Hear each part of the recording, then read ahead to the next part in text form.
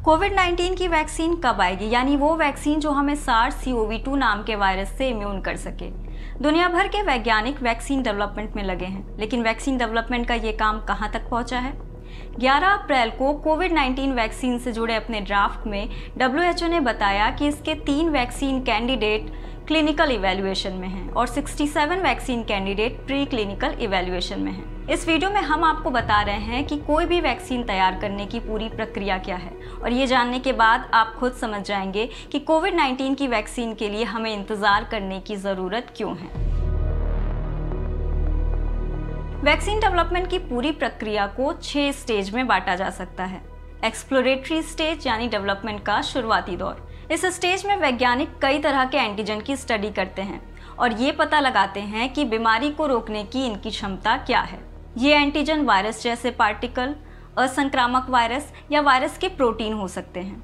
इन्हें vaccine candidate कहते हैं। कोविड-19 के मामले में वायरस की जेनेटिक सीक्वेंसिंग में तेजी और चीन के रिसर्चर्स का वायरस से जुड़ा ओपन पब्लिकेशन इस स्टेज को रफ्तार देने में मददगार रहा। Pre clinical stage.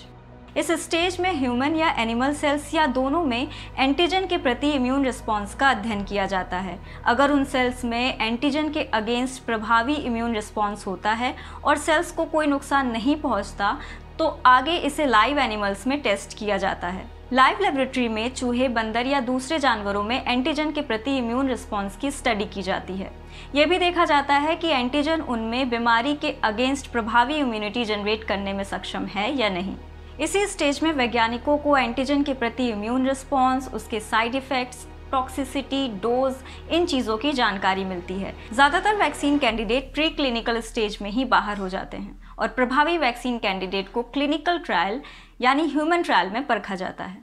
Clinical trial को 3 फेज में बांटा गया है। फेज 1 क्लिनिकल ट्रायल में 20 से 80 स्वस्थ लोगों में वैक्सीन कैंडिडेट की टॉक्सिसिटी और इसकी इम्यून सिस्टम को एक्टिवेट करने की क्षमता का आकलन किया जाता है। सारे मानकों पर खरा उतरने के बाद ही फेज 2 क्लिनिकल ट्रायल की मंजूरी दी जाती है। फेज 2 क्लिनिकल ट्रायल में सैकड़ों लोगों को शामिल किया जाता है, खासकर ऐसे लोग जिन्हें बीमारी होने की ज्यादा आशंका हो। इस फेज के दौरान भी वैक्सीन की इम्यून सिस्टम को एक्टिवेट करने की क्षमता, उसकी टॉक्सिसिटी, डोज का प्रकार जैसे ओरल या आईवी, इनका अध्ययन किया जाता है। फेज 3 क्लिनिकल ट्रायल में 1000 से 10,000 लोगों पर वैक्सीन कैंडिडेट का टेस्ट किया जाता है। वैक्सीन कैंडिडेट की क्षमता का निर्धारण करने के लिए 3 मुख्य बातों पर गौर किया जाता है। क्या वैक्सीन कैंडिडेट को देने से इन्फेक्शन कम हुए हैं? क्या वैक्सीन कैंडिडेट को देने से बीमारी कम हुई है? क्या वैक्सीन कैंडिडेट को देने से सभी लोगों में इम्यून सिस्टम एक्टिवेट हुआ है? हर पैमाने पर कड़ी जांच और स्टडी के बाद ही किसी वैक्सीन कैंडिडेट को सफल या असफल घोषित किया जाता है। वैक्सीन को मंजूरी मिलने के बाद भी क्लिनिकल ट्रायल का फेज 4 हो सकता है, यानी लोगों पर इसके असर की निगरानी जारी रहती है। अब आप समझ गए होंगे कि किसी भी वैक्सीन को तैयार करने में कई साल क्यों लग जाते हैं। अब तक किसी वैक्सीन को पब्लिक हेल्थ के इस्तेमाल में लाने के लिए 10 से 20 साल लगे हैं। कोविड-19 की वैक्सीन जल्द से जल्द लाने के लिए इसके हर स्टेज को रफ्तार देने की कोशिश की जा रही है।